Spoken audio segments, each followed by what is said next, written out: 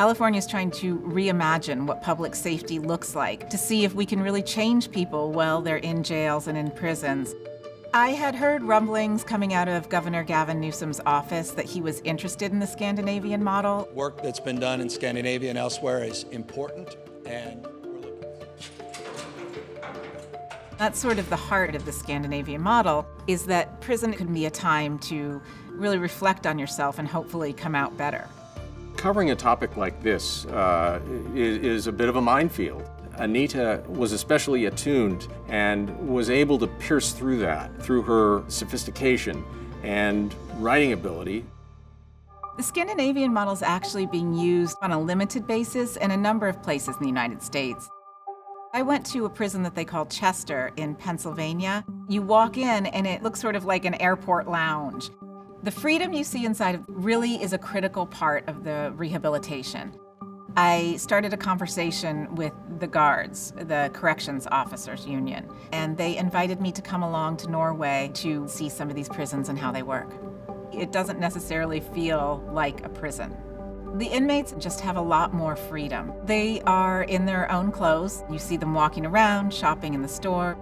They don't really have cells. One of the things I think really struck the guards was that there was a different way to be a corrections officer.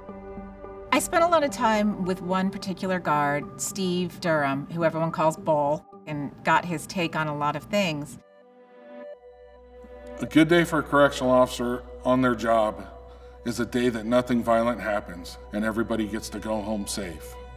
You never want to seem weak, so you don't say anything to anybody.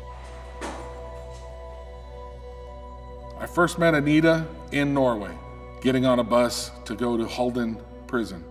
We were going there more skeptical of it. And then when we got there, our view started to change a little bit. The employees there, they laughed. They hold the inmates accountable for their actions. They also are giving life lessons to the incarcerated individuals over there so that way, hopefully they don't come back. We would love to see some of the reforms over here. If it's done appropriately, it would vastly improve our mental health status. The difference is, how do we make it out or through our career with our mental health intact? When people set out to read stories about a topic like criminal justice reform, they might assume that it's just going to be about those inmates. What this series of stories did was show that there's more to it than that. The Scandinavian model is just about making sure that the people coming out at least have the personal skills and the job skills to make other choices. I think that it could be a triple win for public safety, for the inmates, and for the guards.